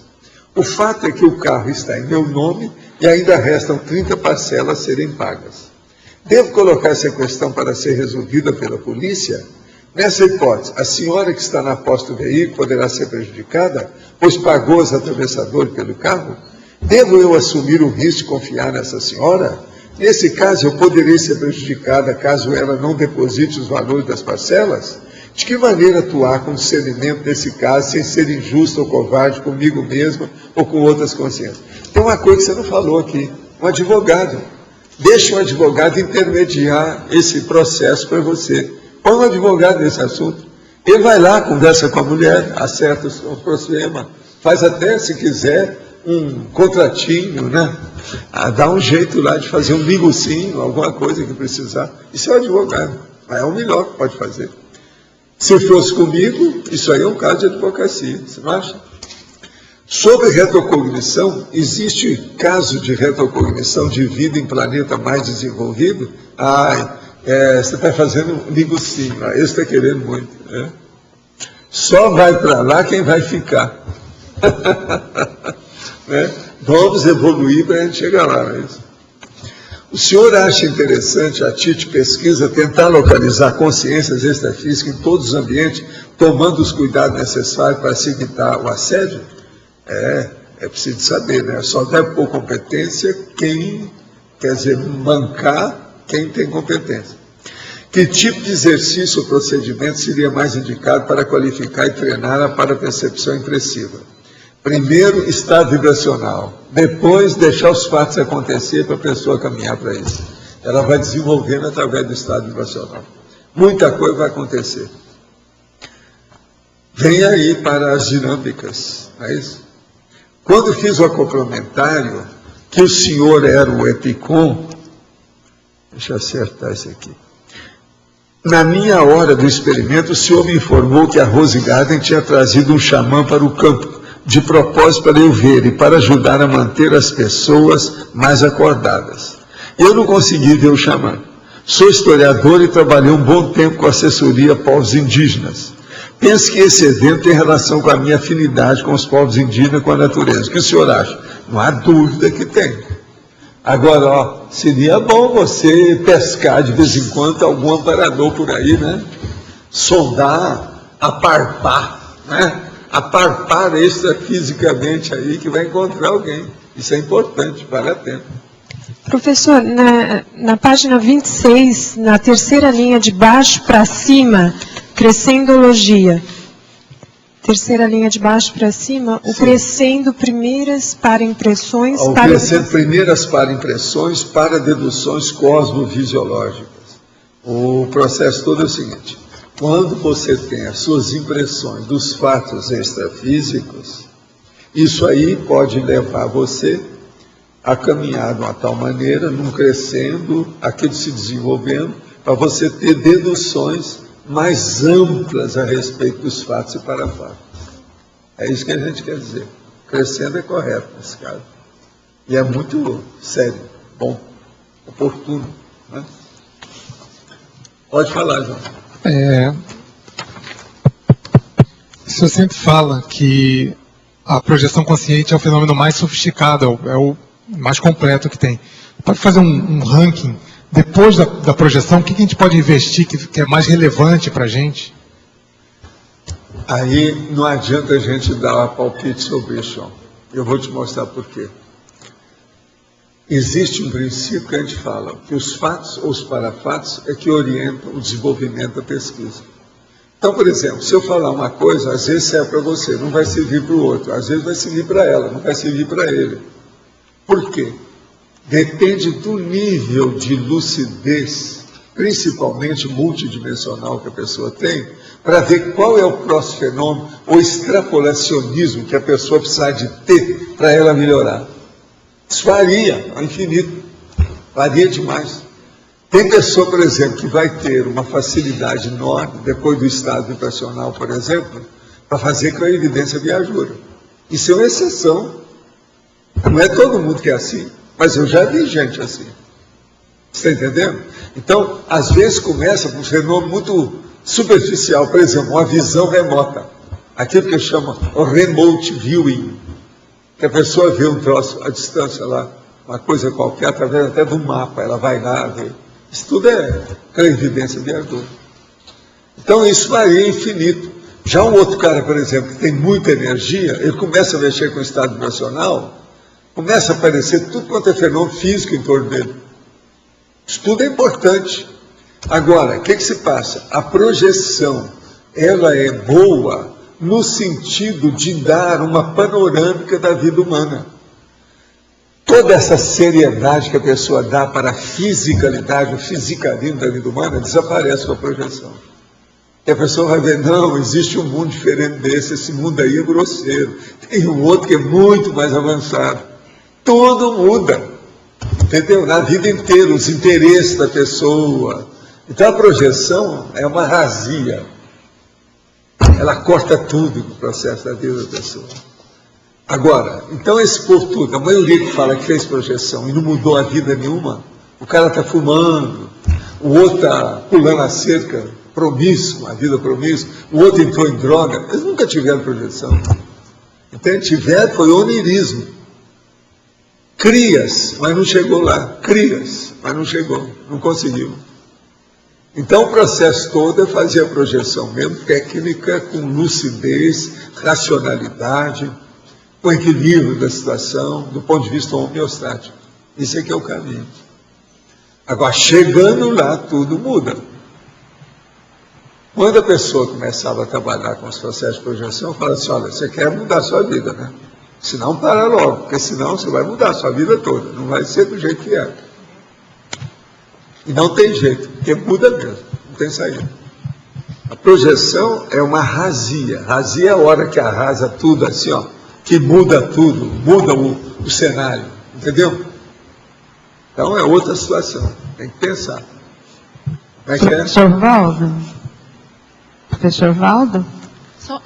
Só para complementar o que ele perguntou, tem um crescendo, que o senhor fala assim, ó, e agora eu perdi. Para a percepção impressiva, clareaudiência, clarividência. Já dá um caminho aí, né? A gente está dando aqui o que quer que tem. Isso aqui é um dos tipos mais comuns. Que tem um tipo, já tem um. Esse é comum isso aí. Não, mas existe uma série disso aí. Esse aí está na linha. Quem é que estava falando? Pode falar, você. Por favor, quando você coloca assim, não era amigo oculto, você está fazendo uma diferença entre o seu histórico no crescendo parapsíquico ou tem outra conotação? Não, o que eu estou falando é o seguinte, é muito comum as crianças que vêm aí e falou que tem um amigo oculto, é um amigo invisível, um amigo e é por isso que eu estou perguntando. Eu não tinha nada disso, eu nunca tive isso na minha infância. Tá. Eu não vivi com isso. E isso diz respeito ao seu crescimento? Não, eu só estou falando o seguinte, porque quando a gente fala que eu vi as coisas, que eu vi aquele anjo aparecer para mim, que depois, mais tarde, quando eu fiquei adulto, é que eu vi que era monge. Você está entendendo? Eu falava nisso, mas eu não falava que tinha um amigo que estava me ouvindo, nada, não tinha nada disso, não. Agora, outra coisa, eu contava fatos que era antes de eu nascer. Aquilo é que criou mais problema. Mas é a sua história. Primeiro eles acharam que eu era doido. Depois, foi um curso até a poeira sentar, eles entenderem e tal, com calma. Entende? Mas a gente tem que respeitar quando a criança chega e diz... Toda criança que fala as coisas, é bom observar, pelo seguinte, ela não fala besteira. Agora, ela não sabe das coisas. A imaginação dela vai tecendo as coisas, mas ela é sincera naquilo. Sim. Ela é sempre sincera, ela é real. Tá bem. Ela é fidedigna. Mesmo que seja imaginação, ela é fidedigna. A imaginação fidedigna dela, é o que ela imaginou. Então isso é importante a gente estudar a criança.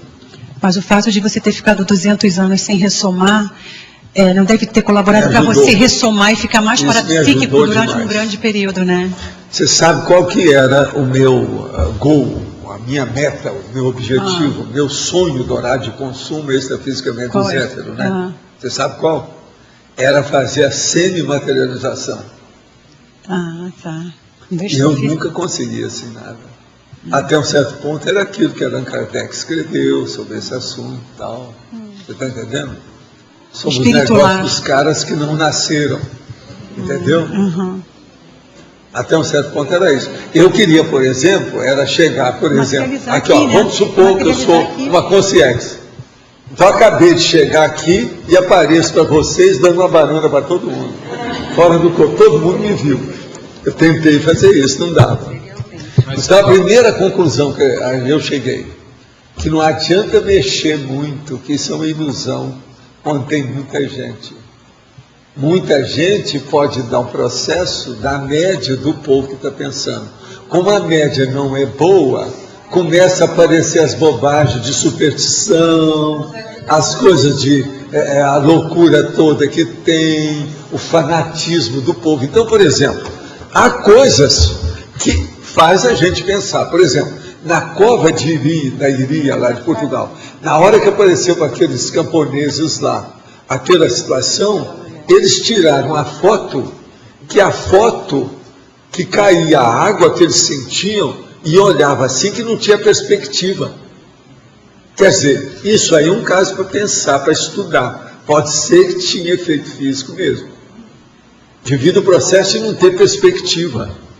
Essa falta de perspectiva é o que eu vi com o EM, lá na Lagoa Rodrigo de Freitas. Está vendo?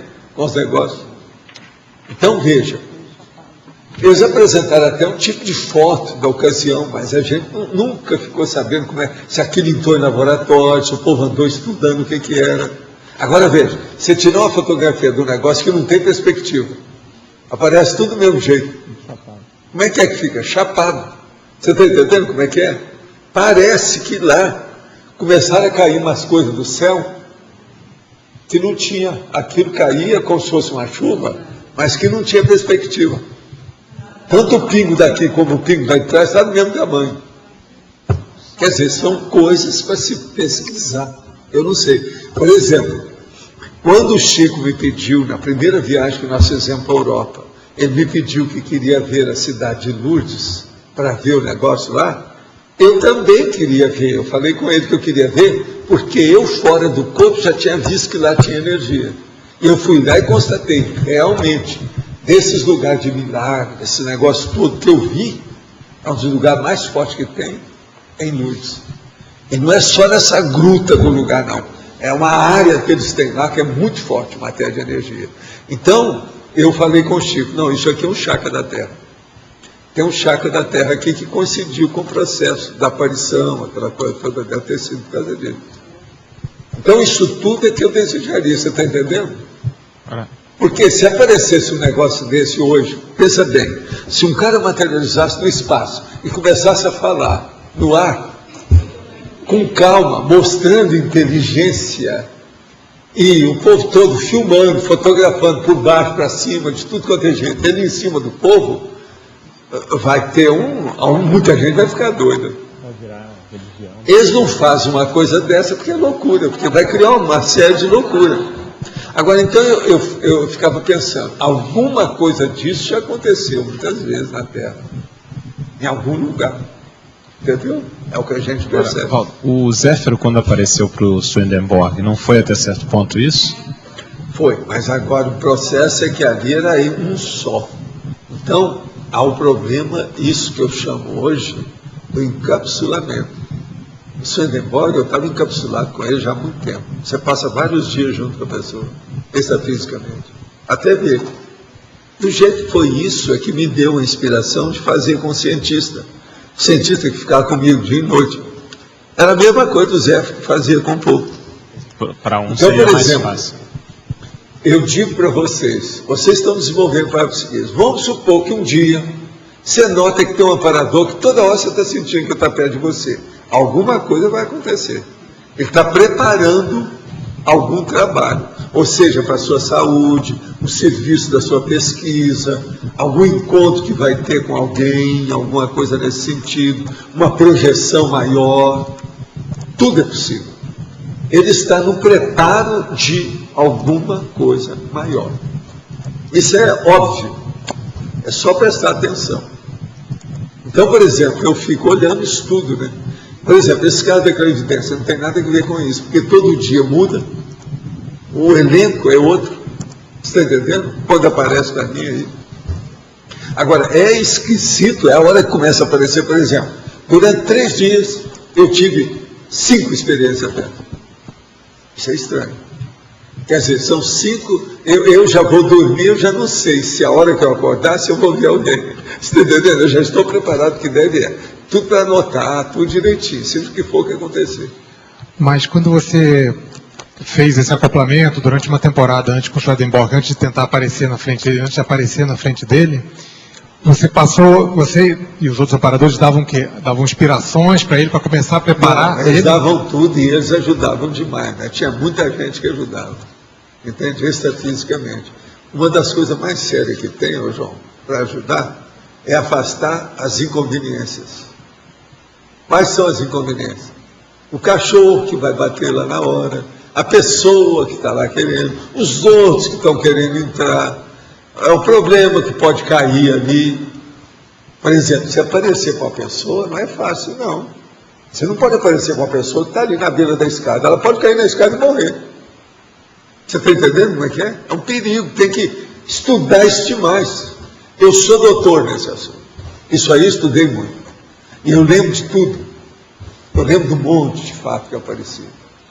Então, por exemplo, é um perigo à beira de um precipício, um lugar que tem a arma. Você está entendendo? Não pode. É o problema do choque. É você chegar e pá! O cara leva um susto aí, como é que vai? É a mesma coisa. Se aparecer assim, não é fácil. Agora, veja, eu fiz a experiência agora com esse corpo nessa questão das crianças. E o negócio funciona. Os meninos me viam e falavam, começavam a falar, queria conversar comigo. Entende? Agora, eu, de propósito, já aparecia mesmo com barba, desse jeito, porque isso atrai, né? A criança, seduz a criança, processa a barba branca. Isso é a maior sedução que a criança tem. E a gente pode dizer que, por acaso, depois que vocês apareceram, não deu certo, ele começou a ter as coisas... Não, quando a gente vê que não deu jeito, a pessoa foi para outro viés, você deixa para lá, vamos cuidar do Mas no caso ali, a gente pode dizer que ele se assediou e ficou assediado e entrou numa condição de assédio mais... Como é que é? Depois daquilo, vocês estavam amparando ele e investindo nele, né? Fez o que pôde. É tanto que no diário dele tem muita coisa lá que a gente interferiu, que viu. Ele teve, por exemplo, ectoplasmia, foi o primeiro cara a descrever ectoplasmia, está no diário dele. Mas isso foi antes ou depois do Zé Não, aparecer? Teve coisa que foi tudo depois. Tudo isso aí foi depois. O negócio de eu aparecer assim foi uma das primeiras coisas que aconteceu com ele. Aquilo é antes dos vivos o tempo todo. É antes do céu e inferno, antes do diário espiritual dele, antes de tudo isso. Aquilo foi o que desencadeou o processo dele. É o que mudou a vida dele. Por exemplo, de qualquer maneira, a gente fez alguma coisa. Ele deixou de fazer arma de guerra. Eu estou falando arma de guerra. Toda arma praticamente é de guerra, mas não é. Eu estou falando redundante mesmo de propósito, que era arma de guerra grande. É coisa grande. Entendeu? Armona, grandona. Entende? Agora aqui. Gostaria que o senhor explicasse mais em parafatologia, página 25. No final da terceira linha, de cima para baixo, as parasensibilizações somáticas promovendo a sinalética, energética e parapsíquica. 25, terceira linha, de cima para baixo. As parasensibilizações somáticas promovendo a sinalética, energéticas e parapsíquicas. Está entre a terceira e a quarta. O caso todo é o seguinte. O problema é você sensibilizar seu corpo para promover a sinalética, energética e parapsíquica. O que significa isso? É a gente anotar quais os sinais, as sensações, as emoções, as vivências que eu tenho em relação ao corpo. Então você vai notar aí nesses cursos que nós damos, as 40 manobras da energia, o problema de tudo que a pessoa sente, formigamento disso, cãibra daquilo, formigamento ali num lado, uma coisa específica do outro lado. Isso tudo aí a pessoa vai ampliando o entendimento dessa relação para ela saber e se preparar para ver o tipo de sinalética que ela tem. Eu, por exemplo, eu tenho sinalética de diversos calibres, modalidades, condições, etc. E que, com o passar do tempo, a gente tem muita experiência com isso, aquilo já aconteceu muitas vezes, você tem uma total confiança nos fatos que acontecem com a sinalética. Com o tempo, é uma das coisas que você tem confiança total. Como você tem confiança na sua mão, você conhece. Nessa noite passada, tive um sonho bastante peculiar e bizarro envolvendo meus familiares. No final do sonho, o senhor apareceu numa sala e eu te perguntei sobre as civilizações extraterrestres. O senhor disse no sonho que os reptilianos pediram para que não falasse sobre eles. Logo depois eu acordei. O senhor poderia comentar sobre os seus encontros com os arturianos, os reptilianos e os pleidianos? O nome do seu filho seria uma homenagem aos arturianos? Não. Não tem nada que ver com isso. Meu negócio não tem nada que ver com esses anos de vocês aí, não. Eu estou noutra, sabe? O Arthur não foi por causa disso, não. O Arthur é devido aos meus problemas da Inglaterra com ele. Ele foi alemão antes e ele também foi inglês. Agora, nós tivemos coisas... Na verdade, o nome dele é Arthur, porque é TH. Arthur. Entende? Então, o negócio é ver isso aí, que não tem nada que ver com esses arturianos, esse negócio todo, não. Hoje, no intrafísico, o que tem de mais evoluído é a conscienciologia. E, olha, isso é menos, não é isso? E no extrafísico? A comunidade mais avançada também estuda a conscienciologia ou tem alguma coisa mais avançada? Olha, você ainda não viu o que é consciência livre. A consciência livre coloca a gente no bolso, na lambuja, rodopia, no chinelo, o que mais tem? Joga no buraco, tem uma série de condições. Como é que é? Caldo na água. Ou dá o quinal, não é isso? Dá o quinal. Aquilo que passa, tudo é possível. Bom, você comentou que os 200 anos te ajudaram demais, né? Esses 200 anos que você ficou sem ressomar. Qual que foi o fator que possibilitou que você ficasse tanto tempo no extrafísico, sendo que, em média, o tempo... os trabalhos meus da ficha. A minha ficha era... Estava na hora da... Possível, suscetível, plausível. Quer dizer, gente boa, né? Gente boa, me ajudar. Ficha limpa. Agora, ó, ficha limpa. Eu devo tudo isso a vocês, você sabia? Você sabia que eu devo a vocês isso? Eu comprovo. Eu comprovo. Não, nada disso. Vamos pensar. Por que é que eu devo a vocês? Eu tinha que dar um jeito de ajudar vocês. Como eu não estava com gabarito, eles me ajudaram para ficar na altura de vocês. Foi o que aconteceu para eu me empregar. Não, você pode fazer menos, mas que eu estou na linha certa, eu estou. Aqui, mas eu estou na linha certa. Entendeu? Então eu devo muito a vocês. Aqui, o cara vem me falar, olha, isso, aquilo, eu falo assim, olha aqui, não fica reclamando. Sem os assistidos, você não vale nada. Acabou. Agora, o que vocês são para mim? Eu considero vocês como meus amigos, assistidos e assistentes. Né? Tem muita gente é assistente. Pois não, mas varia. Por exemplo, que assistência que eu tenho para a Adriana, para você, para o Alendário? Nenhuma. Vocês me assistem. Eu sou assistido no trabalho que nós fazemos aqui. Posso falar? Eu quero aproveitar aqui para agradecer a todos, em particular, o evento que aconteceu ontem. Então, o seu auxílio foi muito proveitoso. Foi. E a gente está muito satisfeito com... A turma toda remoçou ontem. Todos contribuíram muito, inclusive a plateia lá. A gente teve também uma boa assistência pelos teletertulianos também. Muito bom, né? A gente só lamenta aí que o lote não apareceu lá no nosso coffee break, né? O lote, sabe o que é? Ele só vai inteirar 60 anos no próximo ano. Ele está esperando o próximo ano para aparecer lá. Ele está esperando aparecer mais uns cabelos brancos na barba, para ele poder aparecer. O caso dele é esse. Não, só aqui em cima. Azular não interessa. Tem que aparecer cabelo branco. Não, mas aparecer assim, em maior número. Em maior número, isso é que é importante. E outra coisa, não vale passar tinta. Não vale. Quer dizer, ou passar água oxigenada. Não vale. Tá certo? Bom, daí uma pergunta. Amanhã a gente vai ter uma reunião.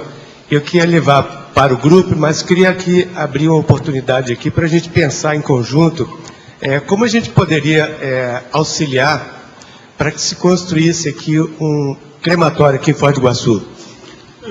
Olha, seria bom a gente falar nisso o tempo todo e recorrer à prefeitura para eles conceder o crematório.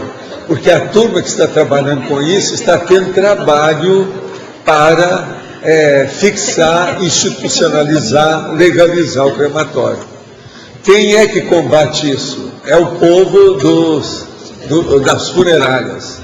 As funerárias, tudo quanto é cidade do Brasil, eles fazem uma espécie de lobby para não criar crematório. Porque o crematório diminui a freguesia e o dinheiro e o faturamento das funerárias. Agora veja, é necessário que a prefeitura dê a indicação para o crematório. Professor, Valdo, deixa eu só fazer um comentário. Recentemente, por causa do Ronald, eu perguntei sobre crematório, se iria ter aqui na cidade, porque o ideal seria isso, né? Então, a moça do cemitério São João Batista, ela me informou que está previsto dentro de 1 ano, mais ou menos, ter crematório em Foz. Pois é, mas... Professor, aqui... Cadê a turma do crematório? Professor, nós estamos aqui, nós temos um povo que está trabalhando tudo. A Câmara de Vereadores já aprovou no mês de agosto o projeto que exige da Prefeitura a construção do crematório. Essa verba vai ser colocada no orçamento. O orçamento começa a ser votado agora em novembro. O Júlio e a turma que está mexendo com isso sabem dessa história, então não sabe. Explica para mim, para o Júlio, depois. Já está todo aprovado, a verba vai ser colocada no orçamento de 2011. Então, gente, olha, vocês podem ficar livres de mim. Se vai ter crematório, eu já posso ir embora. Não, mas é o seguinte, como eu falei com um amigo meu que começou a rir, dizia, pessoal, não brinca não, porque pode ser que ainda vão enterrar muita gente ou cremar muita gente nesse crematório antes de ir embora, entende? Vamos com calma. Quem é que quer ser o primeirão? O negócio é, quem é que quer ser o primeirão? Vamos ver, como é que é isso? É isso? Vamos ver isso com calma. Você cede sua vez. Nessa hora ninguém quer ser o primeirão. Ele quer ser o derradeirão, o ultimão.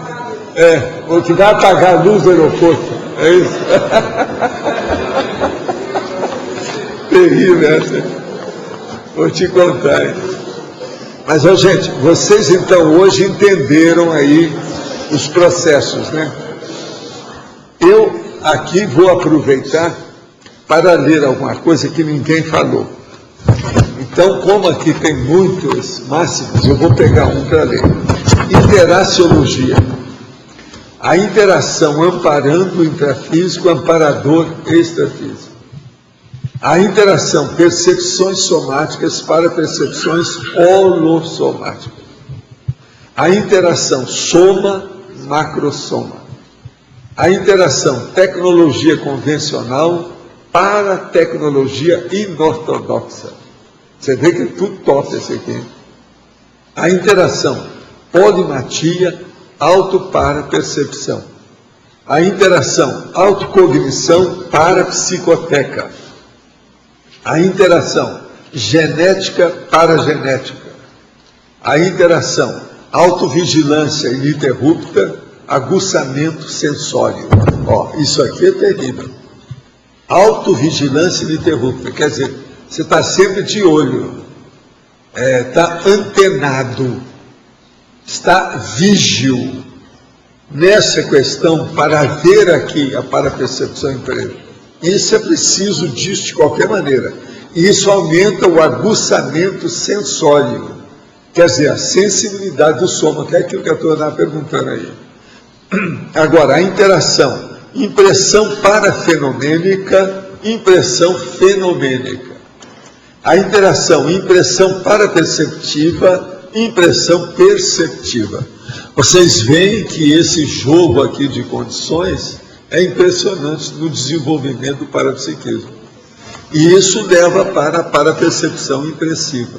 Sr. Valdo. Agora, o que eu quero que vocês entendam, sair daqui hoje pensando o seguinte: a impressão que a pessoa tem, às vezes, da presença da consciência, ela é real, ela é autêntica.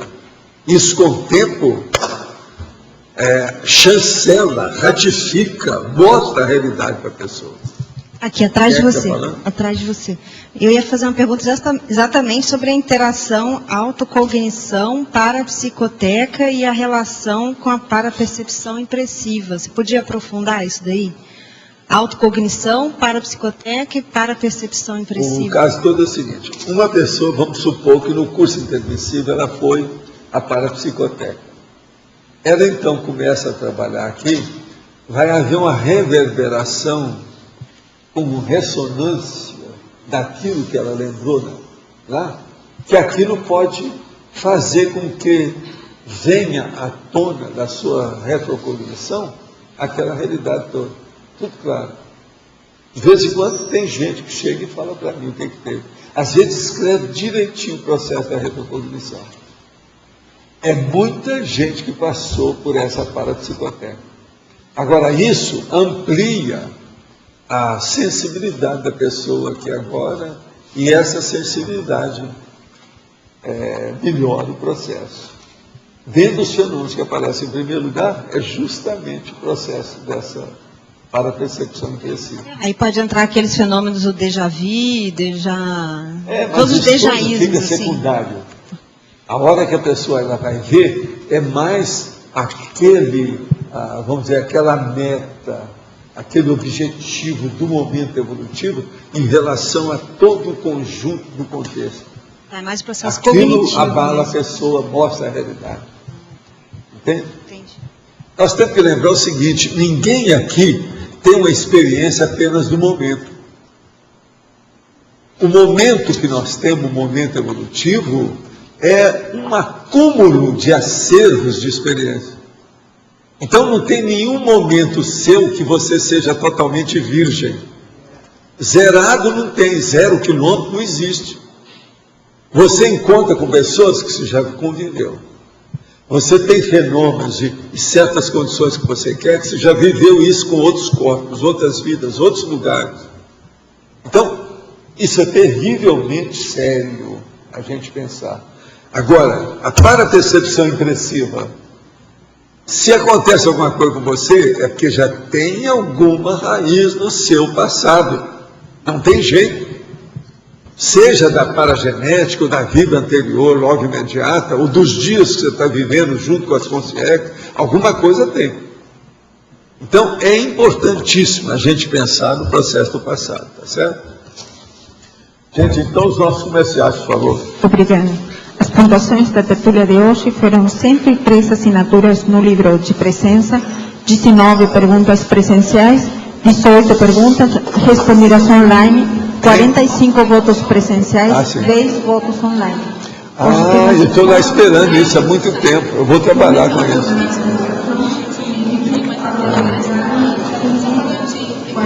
Eu vou olhar tudo. Obrigado, hein? Muita bênção. Pede os outros volumes que agora também podem pagar no cartão na recepção do SAEC, ou com cheque para aqui, para o Roberto, para mim, ou Emanuel Maia. Obrigada.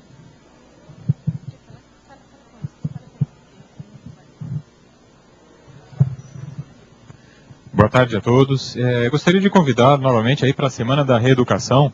Alguns dos eventos aí já estão com a lotação esgotada, e tem um dos eventos que ainda tem vaga, é o curso do professor Marcelo da Luz. Ele vai abordar descrenciologia como um processo de reaprendência. Então, ele vai tratar da questão de como tratar as posturas religiosas, o recondicionamento ou a desconstrução das posturas religiosas. Alguns assuntos que ele vai tratar é a questão de falaciologia, anti-universalismo, terceirização das escolhas existenciais e manipulação consciencial. A Semana da Reeducação vai de 8 a 16 de outubro, e esse evento é no dia 16, vai ser um sábado. Ok? Com maiores informações, na recepção do CAEC, e esse folder também se encontra aqui na saída do tertuliário. Obrigado. Pessoal, aproveitando o clima de eleições, nós vamos ter dia 8, 9 e 10 o acoplamentário sobre parapolítica. Então esse curso vai acontecer comigo e com o EPICOM, o professor Alcir Alves. Nós estamos também testando durante esse acoplamentário acoplamentos de 4 minutos. Já aconteceu no acoplamentário anterior e é um teste aí que os EPICOMs propuseram para aprofundar mais a questão parapsíquica durante o campo. Então todos estão convidados. Obrigado. Boa tarde a todos. O convite é para o curso 40 Manobras Energéticas. O curso ele será apresentado de forma teórica. O participante ele terá a oportunidade de experienciar cada manobra. As manobras são aquelas do Projeciologia, que estão na página 586. Esse curso vai ocorrer aqui no CAEC, nos dias 27 a 30 de dezembro. Informações e inscrições na recepção do CAEC ou pelo telefone 45 35 25 26 52. Pessoal, boa tarde. Para avisar que nós estamos na fase de plantio, então durante essa semana, quem quiser visitar as áreas de revegetação e participar do horário de plantio, é só comunicar ou mesmo aparecer na área. Ficou programado para hoje e para amanhã plantio na área, porém os funcionários só trabalharam pela manhã e vão folgar hoje à tarde e amanhã o dia todo. Se alguém quiser visitar a área, seja teletertuliano ou tertuliano, liga para o meu telefone e a gente marca um horário na área, acompanha o plantio com vocês ou com a família de vocês. Então a gente está à disposição para poder explicar como é que funciona, como funciona o plantio, os benefícios dele, e às vezes a pessoa também quer saber como plantar uma árvore ou ter o gosto de plantar uma árvore. Então fiquem à vontade, podem ligar na recepção do CAEC, pedir para me avisar, eu venho para a área e trabalho um pouco com vocês e a gente conversa a respeito. Muito obrigada por tudo. O verbete eleito para amanhã é binômio problema-solução, especialidade autoexperimentologia. Obrigada e boa tarde a todos.